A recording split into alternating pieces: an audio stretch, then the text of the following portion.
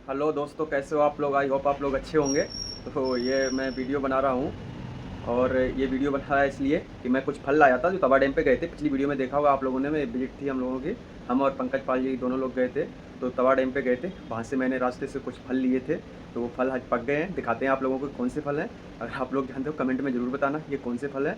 और 2 दिन में ये पक गए। मैं कच्चा फल लेके आया था, तो एक बार देख लीजिए कौन सा फल है और कमेंट में ज़रूर बताएं। तो फाइनली ये हैं वो फल, और ये पक गए हैं बिल्कुल भी, और इनको आज खाएंगे।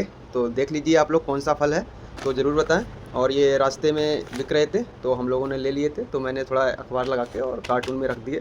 परसों, हाँ परसों रखा था शाम को, परसों ही तवा डैम गए थे।